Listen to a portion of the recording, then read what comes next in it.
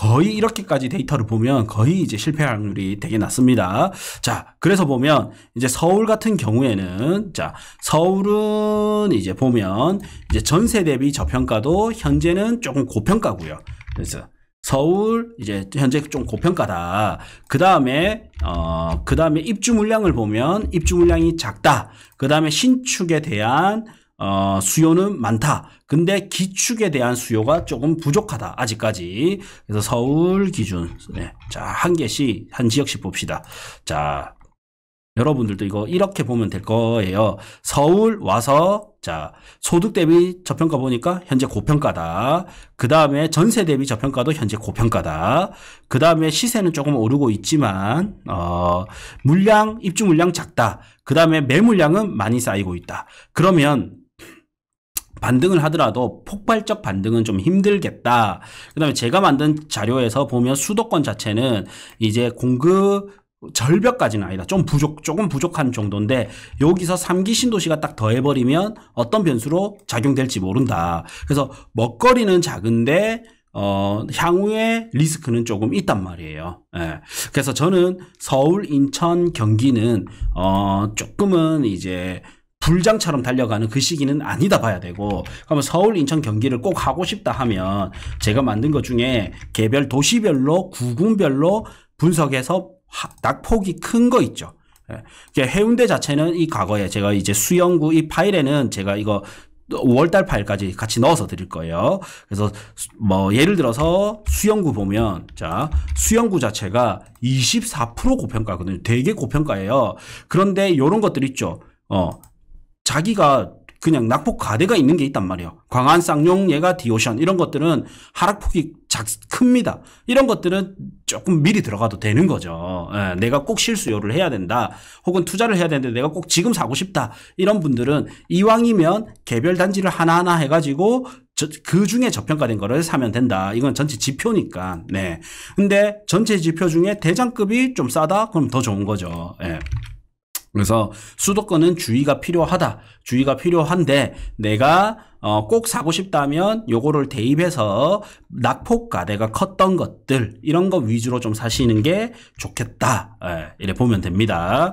경기도도 마찬가지입니다. 이제 서울 그다음 경기도를 보셔도 경기도 이제 내려오면 자, 경기도도 이제 서울에 약간 후행하죠. 이제 상승 전환됐습니다. 근데 폭은 되게 작아요. 예. 상승 전환이 0.13%입니다. 5월달 들어서 0.13% 올랐다. 전세가 오히려 좀 매섭게 오르고 있습니다. 그래서 전세는 저는 무난하게 상승할 것 같고 매매는 이제 약보합 정도를 봐야 될 것 같아요. 불장 같은 건 좀 힘들지 않을까. 예, 이래 보여집니다. 전세 대비 저평가도 현재 고평가고 이게 전세 대비 저평가인데 마이너스이기 때문에 유의 그러니까 고평가다. 그 다음에 소득 대비 집값도 15년 15면 현재 고평가다.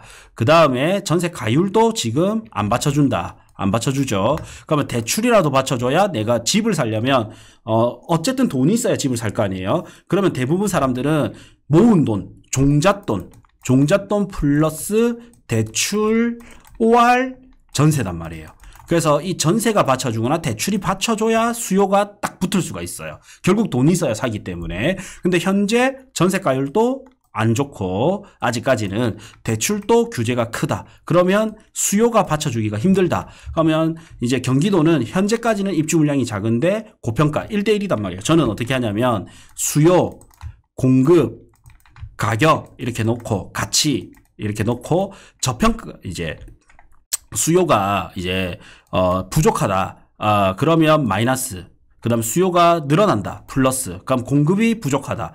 그럼 플러스. 공급이 많다. 마이너스. 저평가다. 플러스. 고평가다. 마이너스인데 그러면 셋 중 이게 중에 지금 서울 같은 경우에는 수요는 이제 공급은 부족해요. 공급은 살짝 부족하다. 근데 가치 평가가 고평가단 말이죠. 그래서 오를 요인 하나, 감소 요인 하나 있단 말이에요. 근데 이 수요가 못 받쳐주면 떨어질 수 있고 수요가 받쳐주면 좀 상승할 수 있겠죠. 근데 현재는 약간 이제 신생아 특례 대출 등 하면서 살짝 받쳐주고 있는데 나중에 3기 신도시가 들이닥치거나 혹은 이제 가격이 올라버리면 수요가 또 줄어들게 됩니다. 그러면 이제 많이 못 먹을 수가 있다. 그래서 저는 개별 단지들을 좀 봐야 된다 이래 봐집니다. 경기도도 인천도 마찬가지입니다. 인천도 그래서 인천은 대장급 위주에 많이 빠진 거 위주로 보면 됩니다. 인천도 자 인천 로딩 중입니다. 그다음에 로딩 할 동안 보면 자 인천의 시도별 데이터로 와서 일단 수도권 공급 조금 부족. 그다음에 인천 여전히 한 4% 정도 고평가. 부산이랑 비슷하네요. 그 다음에 인천은 신축 수요 아직까지 미분양 많이 쌓여 있다. 그래서 신축의 폭락이 컸단 말이에요. 인천이. 그래서 전체 지표상에는 인천이 좋은 거는 아니에요. 상승 전환되긴 했지만 자 상승 전환됐다가 상승폭이 조금 줄어들고 있어요. 상승률이. 자 그 다음에 여전히 전세 대비 고평가, 그 다음에 소득 대비도 고평가, 그 다음에 전세 가율도 낮다. 그 다음에 주택 구매력 지수도 아직까지는 조금 많이 못 올라왔다. 지난 우리 장에 알려드렸는데 주택 구매력 지수 아주 중요하댔죠. 이게 이제 위에 올라왔을 때 사도 늦지는 않다. 단 대장급은 미리 사야 된다. 그래서 인천은 대장급을 사기에는 잘만 보면 괜찮은 게 있을 것 같은데 이하급은 저는 좀 별로다 생각이 들어요. 신축이라든지 대장급을 봐야 되고 그 다음에 미분양 지수도 좀 감소하는 듯 하다가 최근에 또 올랐습니다. 최근 한 달은 또 여기 딱 지켜 오른 게 보이죠. 최근에 올랐다.